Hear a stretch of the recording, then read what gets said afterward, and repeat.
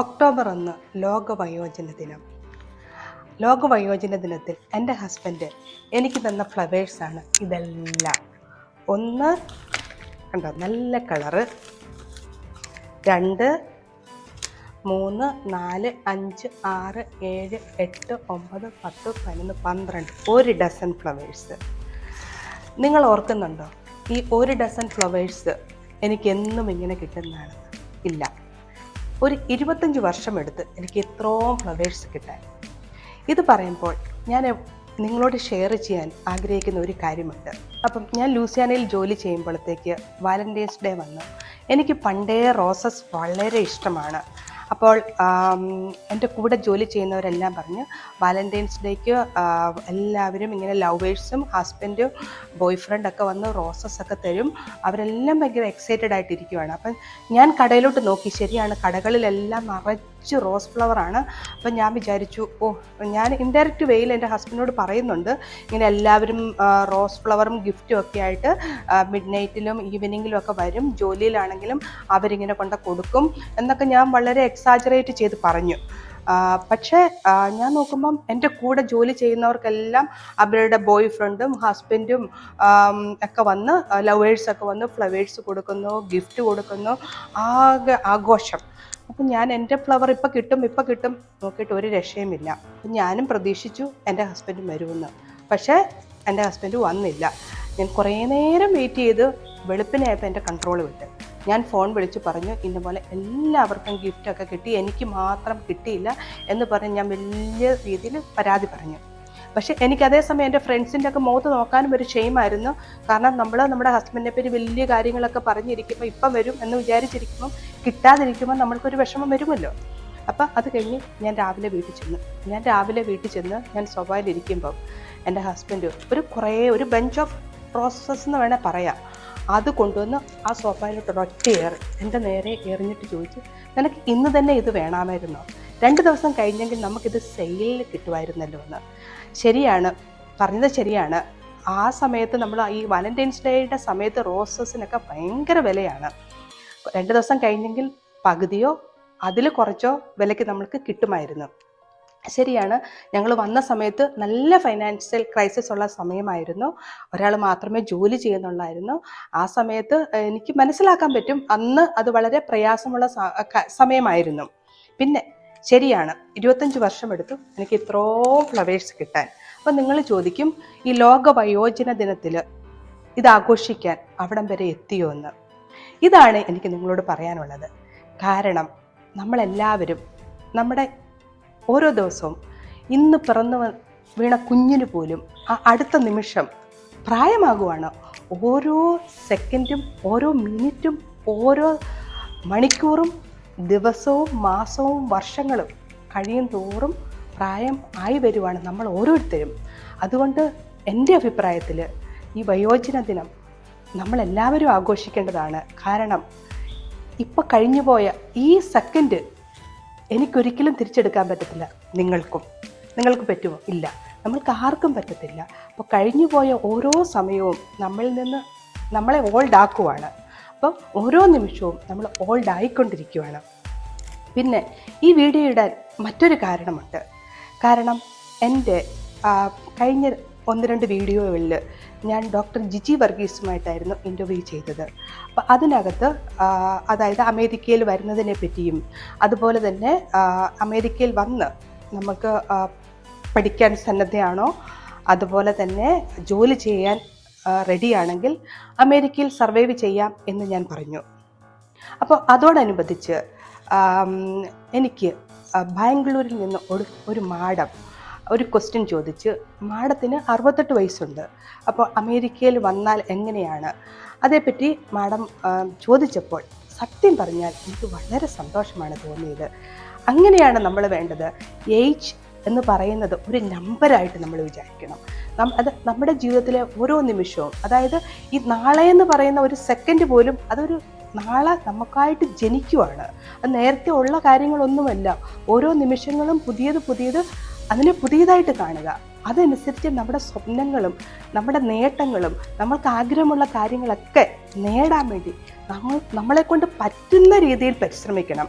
ചില കാര്യങ്ങൾ ചിലപ്പോൾ സാധ്യമായെന്ന് വരത്തില്ല, പക്ഷേ അത് നമ്മളൊന്ന് പരിശ്രമിച്ച് നോക്കിയാലല്ലേ നമ്മൾക്ക് പറയാൻ പറ്റത്തുള്ളൂ ഇതെനിക്ക് പറ്റുമോ ഇല്ലയോ എന്ന്. ശരിയാണ്. അതിൻ്റെ താഴെ ഒരു കമൻറ്റ് കണ്ടത് എന്നെ വളരെ വേദനിപ്പിച്ചു. അതായത് ഈ സമയത്ത് ഇതിനെപ്പറ്റി ചിന്തിക്കണോ, ഇനിയിപ്പം ഹെവൻ കാര്യങ്ങളൊക്കെ ചിന്തിക്കേണ്ട സമയമല്ലേ? അത് ശരിയായ ഒരു കാര്യമാണോ? അതായത് സ്വർഗത്തിനെ പറ്റി ചിന്തിക്കേണ്ടത് നമ്മളെല്ലാവരും ചിന്തിക്കേണ്ടതാണ്. ഓരോ നിമിഷവും നമ്മളെല്ലാവരും ചിന്തിക്കേണ്ടതാണ്. അതിനൊരു പ്രത്യേക ഏജിലുള്ളവർ അങ്ങനെ നമുക്ക് കരുതണമോ? അത് നമ്മളെല്ലാവരും ചിന്തിക്കേണ്ടതല്ലേ? പക്ഷേ നമ്മുടെ കൂടെയുള്ള ഒരാൾ ഇങ്ങനെ നല്ല കാര്യങ്ങൾ, അതായത് ജീവിതത്തിൻ്റെ ഏത് ഘട്ടത്തിലും എന്ത് കാര്യത്തിനും പുറപ്പെടുമ്പോൾ അവരെ നമ്മൾ പ്രോത്സാഹിപ്പിക്കുകയല്ലേ ചെയ്യേണ്ടത്? അതാണ് എനിക്ക് നിങ്ങളോട് പറയാനുള്ളത്. നമ്മുടെ കൂടെ നമ്മുടെ മാതാപിതാക്കളായിക്കോട്ടെ, നമ്മുടെ ഗ്രാൻഡ് പേരൻസ് ആയിക്കോട്ടെ, നമ്മുടെ സഹോദരങ്ങളായിക്കോട്ടെ, അവർ ഏത് പ്രായത്തിലാണെങ്കിലും അവർക്ക് ആഗ്രഹമുള്ള കാര്യങ്ങൾ ചെയ്യാൻ അതിനുള്ള അവസരവും അതിനുള്ള സമയവും സപ്പോർട്ടും ചെയ്തു കൊടുക്കുക എന്നുള്ളതാണ്. പിന്നെ നമ്മുടെ ജീവിതത്തിലുണ്ട്, നമ്മുടെ ജീവിതത്തിലെ സമയങ്ങൾ, അതായത് നമുക്ക് നമ്മുടെ യങ് ഏജ് ഉണ്ട്, മിഡിൽ ഏജ് ഉണ്ട്, ഓൾഡ് ഏജ് ഉണ്ട്, അങ്ങനെ നമ്മൾ ഡിവൈഡ് ചെയ്തിട്ടുണ്ട്. അപ്പോൾ ഈ ഓരോ കാലഘട്ടത്തിലും നമ്മുടെ മനസ്സിനും ശരീരത്തിനും, അതായത് ഫിസിക്കൽ, മെൻ്റൽ, ഇമോഷണൽ, സെക്ച്വൽ ലൈഫിൽ വരുന്ന വ്യത്യാസങ്ങൾ, അതിനെ നമ്മൾക്ക് എങ്ങനെ തരണം ചെയ്യാം, ഇങ്ങനെയുള്ള വീഡിയോ ഞാൻ കഴിഞ്ഞ വർഷം ഇംഗ്ലീഷിലും ഹിന്ദിയിലും മലയാളത്തിലും ഇട്ടിട്ടുണ്ട്. അതിൻ്റെ ലിങ്ക് താഴെ തരുന്നതായിരിക്കും. നിങ്ങളെല്ലാവരും കാണുക. പിന്നെ എനിക്ക് പറയാനുള്ളത്, ഞാനിപ്പം മാഡത്തിൻ്റെ ബാംഗ്ലൂരിലുള്ള മാഡത്തിനോട് എനിക്ക് പറയാനുള്ളത്, മാഡത്തിൻ്റെ ക്വസ്റ്റ്യൻ കണ്ടപ്പോൾ ഞാൻ വെറുതെ ഒന്ന് റിസർച്ച് ചെയ്ത് നോക്കി. അപ്പോൾ അതിനകത്ത് ഞാൻ ഇങ്ങനെ കണ്ടു, EBI, അതായത് എംപ്ലോയ്മെൻറ്റ് ബേസ്ഡ് ഇമിഗ്രേഷൻ, അങ്ങനെയൊരു വിസ പ്രോസസ്സിനെ പറ്റി ഞാൻ കണ്ട്. അത് മാഡത്തിൻ്റെ സമയം കിട്ടുവാണെങ്കിൽ ഒന്ന് കയറി നോക്കൂ. EBI, അതായത് എംപ്ലോയ്മെൻറ്റ് ബേസ്ഡ് ഇമിഗ്രേഷൻ. അതിനിങ്ങനെ 1, 2, 3 അങ്ങനെ സ്റ്റാറ്റസ് ഉണ്ട്. 1-ലാണെങ്കിൽ സാധാരണ ഒത്തിരി സ്മാർട്ടായിട്ടുള്ള എക്സെപ്ഷണൽ ആയിട്ടുള്ള ആൾക്കാർക്ക് വിസ കിട്ടും. അതായത് നമ്മുടെ ആ ക്വാളിറ്റി കാണിക്കണം. നമ്മൾ എന്തെങ്കിലും ഒരു കാര്യത്തിന് സ്പെഷ്യലൈസ്ഡ് ചെയ്താണ്, കൂടുതൽ റിസർച്ച് ബേസ്ഡ് ആയിട്ടുള്ളവർക്കാണ് അത് കിട്ടുന്നത്. അത് നേരത്തെ 6 മാസം, ഇപ്പം 1 വർഷമൊക്കെ എടുക്കുമെന്നാണ് പറയുന്നത്. പിന്നെ രണ്ടാമത് കണ്ടത് ഇതിനകത്ത് തന്നെ ഈ EBIക്കകത്ത് തന്നെ രണ്ടാമത്തെ കാറ്റഗറിയിൽ അവർ പറയുന്നത് മാസ്റ്റേഴ്സും അതിന് എബോവ് ആയിട്ടുള്ള എഡ്യൂക്കേഷനായിട്ടുള്ളവരും സ്കിൽഡ് ആയിട്ടുള്ളവരും അങ്ങനെയുള്ളവർക്ക് കൊടുക്കുന്നുണ്ട്. പിന്നെ EBIക്കകത്ത് മൂന്നാമത്തെയാണ് സ്കിൽഡ് ആയിട്ടുള്ള ആൾക്കാർ. ഇങ്ങനെ 3 ഞാൻ കാറ്റഗറി കണ്ടു. അതിന് ഏജ് ഒരു മാറ്റമാണെന്ന് എനിക്ക് തോന്നുന്നില്ല. എൻ്റെ ഈ ഇതിനുള്ള അറിവ് വളരെ ലിമിറ്റഡ് ആണ്. ഞാനിത് കണ്ടപ്പോൾ മാഡം ഇങ്ങനെ ചോദിച്ചപ്പോൾ ഞാനൊന്ന് റിസർച്ച് ചെയ്ത് കണ്ട എൻ്റെ അറിവ് ഞാൻ ഷെയർ ചെയ്യുവാണ്. പക്ഷേ ഇങ്ങനെയുള്ള കാര്യങ്ങളൊക്കെ കുറച്ചും കൂടെ പഠിച്ചിട്ട് ഞാൻ വിശദമായിട്ട് വീഡിയോ ഇടുന്നതായിരിക്കും. പിന്നെ മറ്റൊരു കാര്യം എനിക്ക് പറയാനുള്ളത്, ഞാൻ ഈ വീഡിയോ തുടങ്ങിയപ്പം ഞാനിത് വീഡിയോ ഇംഗ്ലീഷിലും ഹിന്ദിയിലും മലയാളത്തിലും ചെയ്യുന്നുണ്ടായിരുന്നു. ഹിന്ദി അത്ര പോരാഞ്ഞിട്ട് പിന്നെ എനിക്കതങ്ങ് മുമ്പോട്ട് കൊണ്ടുപോകാൻ പറ്റിയില്ല എന്ന് വിചാരിച്ച് എൻ്റെ മലയാളവും ഇംഗ്ലീഷും നല്ലതാണെന്നല്ല ഞാൻ പറയുന്നത്. കാരണം ഒരു 17 വയസ്സിൽ ഞാൻ വീട്ടിൽ നിന്ന് പോയതാണ്. അപ്പോൾ അത് കഴിഞ്ഞിട്ട് ഞാൻ മലയാളം അതായത് മലയാളം വായന വളരെ കുറവായിരുന്നു. അതായത് പണ്ട് കാലത്താണെങ്കിലും ഈ എന്താ പറയുക, ബാലരമ, കുട്ടികളുടെ ദീപിക, അങ്ങനെയുള്ള പുസ്തകങ്ങളൊക്കെ വായിക്കുമായിരുന്നു. പിന്നെ എൻ്റെ സെക്കൻഡ് ലാംഗ്വേജ് ഹിന്ദി ആയിരുന്നു, മലയാളം അല്ലായിരുന്നു. പിന്നെ എന്ന് വിചാരിച്ച് നിങ്ങൾ വിചാരിക്കില്ല ഞാൻ മലയാളം പറയത്തില്ലെന്ന്. പക്ഷേ എനിക്കായിരുന്നു നേഴ്സറി സ്കൂളിലാണെങ്കിലും ഇപ്പോഴാണെങ്കിലും ഏറ്റവും കൂടുതൽ മലയാളം പറയുന്ന വ്യക്തി ഞാനാണ്. പക്ഷേ എൻ്റെ മലയാളം എന്ന് പറയുന്നത് സാധാരണ ഒരു ലോക്കൽ സംസാരം, ഒരു അടുക്കള ഭാഷ, ലോക്കൽ ലാംഗ്വേജാണ് ഞാൻ കൂടുതലായിട്ട് ഉപയോഗിക്കുന്നത്. ഇത് ഞാൻ പറയാൻ കാരണം എന്താണെന്ന് വെച്ചാൽ, എൻ്റെ എനിക്ക് ഒത്തിരി കമൻറ്റ്സ് വരാറുണ്ട്. എൻ്റെ വീഡിയോ കണ്ട് കമൻറ്റ്സ് ഇടുന്ന എല്ലാവർക്കും ഒത്തിരി നന്ദി. കാണുന്നവർക്കും കമൻറ്റ് ഇടുന്നവർക്കും നന്ദി. ഞാൻ പോസിറ്റീവും നെഗറ്റീവും കമൻറ്റ് 2 കൈയും കൊണ്ടും സ്വീകരിക്കുന്ന ഒരാളാണ്. നമുക്ക് ഫീഡ്ബാക്ക് കിട്ടാതെ നമുക്ക് ഇമ്പ്രൂവ് ചെയ്യാൻ പറ്റത്തില്ല. അപ്പോൾ അത് പോസിറ്റീവ് ആണെങ്കിൽ നെഗറ്റീവാണ് ഇച്ചിരിയും കൂടെ നല്ലത്. അപ്പം നമുക്കതിനെ നമ്മളെ കുറച്ചും കൂടെ നന്നായിട്ട് ഷേപ്പ് ചെയ്യാനും നമ്മുടെ മിസ്റ്റേക്ക് മനസ്സിലാക്കി മുമ്പോട്ട് പോകാനും പറ്റും. അപ്പം എന്നോട് പലരും പറഞ്ഞു എൻ്റെ മലയാള ഭാഷയിൽ ഞാൻ അപ്പോളത്തേക്ക്, പുള്ളിക്കാരുത്തി, ഇങ്ങനെ പല വാക്കുകൾ വരുന്നത്. ഇത് ഞാൻ വരാതിരിക്കാൻ കഴിവതും പരിശ്രമിക്കുന്നുണ്ട്, പക്ഷേ ഓട്ടോമാറ്റിക്കലി അങ്ങ് വന്നു പോവുകയാണ്. പക്ഷേ ഞാനത് ലാംഗ്വേജ് ഇമ്പ്രൂവ് ചെയ്യാൻ പരിശ്രമിക്കുന്നതായിരിക്കും. ഇത് പറഞ്ഞിട്ട് മലയാള ഭാഷയിൽ വരുന്ന തെറ്റുകളൊക്കെ നിങ്ങൾ ക്ഷമിക്കണം.